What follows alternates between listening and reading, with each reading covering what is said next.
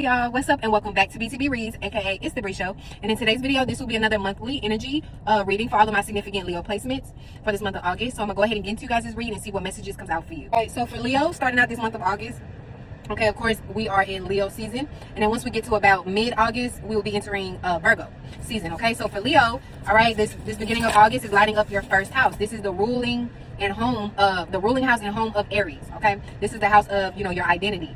This is the house of self. Okay, your perception. All right, this is like that first meet, like when people first meet you before they get to know you on a more personal level. That's the 7th house, that Libra house. That's a more personal, or more so dealing with relatability and relationships. Okay, but the first house deals more so with first appearances. Okay, I'm getting first glance. So there could be something significant, Leo placements about like glancing or a first glance or a first look. So I don't know, like you could be the one making some type of appearance or kind of, or something around appearances, like glancing. You could be glancing at something.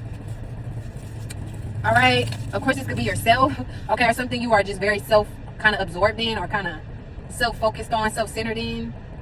All right, I'm getting like taking a look or like glancing at something, like looking over something. Okay, the first house deals as well with our identity. Okay, and how we look at or how we perceive the world. All right, our perception. It deals with our face and our mind, our brain as well. Could be significant. All right, some of you guys may actually be changing, or something could be changing in regards to your head, your face. Okay, maybe even your hairstyle, how you wear your hair, or just how you think, your brain. All right, Leo placements or something could be helping you to change the way you think, or I'm getting like your brain activity, like the way your brain is wired or something. So this could be some type of vision or something around creativity or creative expression, or I don't know, maybe even playfulness, or something that's meant to help you see and feel, right? That could be changing like your brain, like the way your brain is wired, the way that you think. All right. The first house also deals with our identity. All right. So something could be changing or just coming out, Leo placements, in regards to your identity, who you are. All right, like your actual ID, your physical ID could be significant. That's what I'm saying, something around your face. Some of y'all could be getting a new ID. Maybe you're wanting to change your picture on your ID or your license, or this could be some type of ID. This could be your work ID or something. Like you could be changing the picture or something on your ID or your name. Some of y'all could be changing your name. So let's say, for example, if you got married, like you could be changing your last name, or I don't know, something about your name, or this could just be information on your, like some type of ID, whether it's your work ID or your license or your state ID or something. I don't know, this could be a passport. You could be changing like information on it, your name or your picture, or maybe you're getting one for the first time. All right, or that's the advice you might have to, Leo. Okay, but yeah, your identity. Okay, this is also it deals with self. Okay, this is a selfish house. Okay, because it's the house of Aries. It deals with self. It deals with your own sense of individuality and independence. All right, Leo. So some of you guys could be stepping into a more individualistic, nature. Okay, it's all about you. Okay, it's time to focus on self. It's time to be a little bit more selfish in a sense. Okay, self-centered. Right, that's that Aries Leo energy.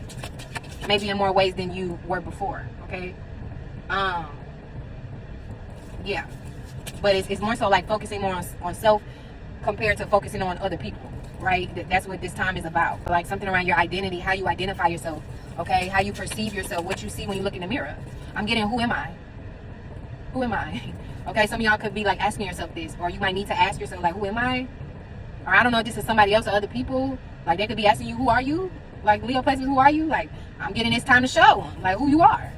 All right, are you already doing this? Like you're showing people exactly who you are. Yeah, Knight of Wands. Okay. Yeah, that's why I say it's something about your ID. So it could be something around the way you show up, but it's like something is not fully, it's something around perception. That's what I was saying earlier, like something or someone is not being perceived all the way fully. Because with this 8 of Swords, like, let me give a story. All right, it reminds me of this show I was watching. Oh my god, I forgot the name of it. It's like an Asian show. All right, but so the girl, her name was Moodok or something, but she was supposed to be like this little blind lady, right? This little helpless blind lady, right? And that's usually the traditional definition and stuff, right, of the 8 of Swords is, oh, someone that's helpless and a victim and all of that, right? Which I don't always necessarily go off of traditional, because that's not always the right the right way to read the cards. But anyways, the girl in the show, she was supposed to be, this helpless blind woman, right? She had everybody in her, her village, in her town, believing that she was blind. she couldn't see and stuff like that. So anyways, and also this is a very deep and spiritual show. It goes into Asian spirituality and practices as well. All right, but this other lady, okay, she was an assassin. Okay, she was an assassin at the time. And so she was like fleeing. She was so they showed like how they do like soul swatching. I mean, I said soul swatching, soul swapping and things like that, and like reincarnation, all that. Okay, that's what the show is about. I wish I remembered the name of it. All right, some of you guys, if you know what I'm talking about, you can drop the name of the show in the comments. But anyways, the girl, she was actually, the assassin lady was actually out of her body, because I think somebody was trying to, I can't remember if they killed her or something. Okay, but it's like she wasn't all the way dead though. Her soul was still very much present and alive. Okay, but it was like in a sense of wandering. All right, or like purgatory, whatever you want to call it. All right, but she ended up, the assassin, when her spirit left her body, okay, after they tried to kill her, all right, whenever she was unconscious, she ended up like basically connecting with the helpless blind woman. Okay, and so whenever, because the assassin, she accidentally, right, but nothing is coincidental, right? And I also feel like this is a part of your message, Leo. Nothing is a coincidence. Nothing happens on accident. Okay, but anyway, she coincidentally bumped into or ran into the blind lady earlier, right, that day, when she was running away, when the assassin was actually running away from the people that was trying to kill her. Okay, so anyways, when later on, when the assassin got, when she was killed and her spirit left her body, she actually went back, and I don't know, I guess it was like her karma or something, because it was like how when she ran into the blind lady, she didn't treat her good, right? And the assassin lady in general, she was, I mean, she was on a hit list, she was on a warrant, right? I mean, she killed people and stuff, but she obviously wasn't like the best, most righteous or holy, right, person. But anyways, when she had ran and bumped into that blind lady earlier that day, she kind of was like a bitch to her, right? She wasn't really like nice to her. So it was almost like that was her karma. So her body, I mean, her spirit ended up basically going into the blind lady, the blind woman's body. So anyways, long story short, when the assassin woke conscious, when her spirit woke conscious in the blind woman's body, right, she ended up discovering that she wasn't really blind. So the lady who was pretending to be blind, I think her name was Modoc or something, she actually could see. And that's what it's like. Every time I see the Eight of Swords, right, it always brings me back to that show, right? So that she was perceived as weak, she was perceived as helpless, she was perceived as a woman that couldn't see, as disabled, but she very much well could. And she actually was smarter and more intelligent. That's also Gemini energy, right? This is a Gemini card. She was actually more intelligent than people actually thought. Because while everybody else thought she was helpless and all of these things, she knew, she saw, and she heard everything that was going on. And she knew more than people thought. That's the Eight of Swords. Okay? But I'm getting at something about that, Leo. Okay? The way that you're perceiving something, or vice versa, the way that you are being perceived by someone or other people, that's not necessarily what it is, or that's not I'm getting the totality of the situation. You see what I'm saying? So people could bump into you. You could be Modoc, and they think you're weak. They think you're blind. They think you can't see, when really, in actuality, you see and hear everything. Or you see and hear more than people think that you do. Okay? This could even just, but that's just an example, right? Or vice versa. This could be this could be a place. Okay? Or just the way you are perceiving something. Maybe you are perceiving something, but you don't have the full truth until I'm getting like inside of it. Right? Kind of like how that assassin lady, she didn't really see, and it goes deeper into that, but I don't want to make this whole video about the show, okay? But I'm getting to something. It could be something about that. Like some of you guys could be watching shows, or something about what you're watching. Something about, didn't I say about a glance? Like glancing, looking at something, analyzing something, watching something. Okay? It could, I don't know. There's something about what you're watching or what you're analyzing this month, Leo, that for some of you guys, it could be trapping you in a sense, or it's meant to shape and transform your perception, all right? Or your way of thinking. Whatever it is you're watching, whatever it is you're analyzing. I'm getting shaky fast. Watch yourself. Show me what you're working with. Okay, some of y'all could be watching your damn self. Yeah, the Knight of Wands to the Empress. Okay, you could be falling in love here with something, Leo placements. Or I'm getting like whatever it is you're watching, whatever it is you're analyzing, or you're perceiving. Something could be changing fast. Didn't I just say shake it fast? Watch yourself. The Knight of Wands. He's the fastest knight in the deck.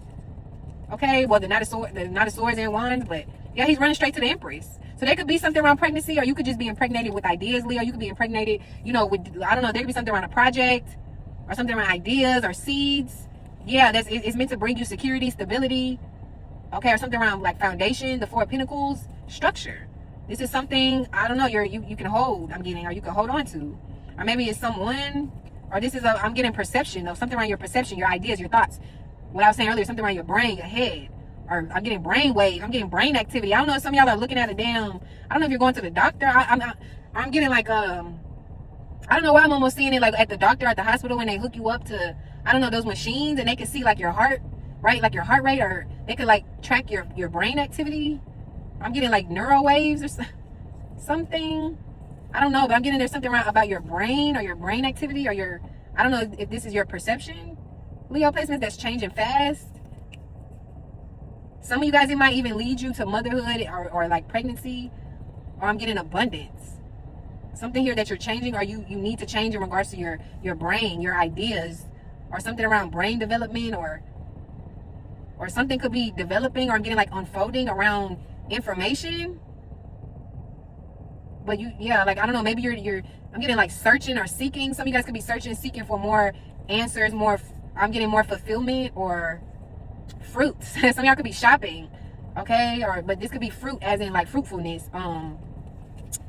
Abundance. I'm getting rewards. This could be financial, material fruit.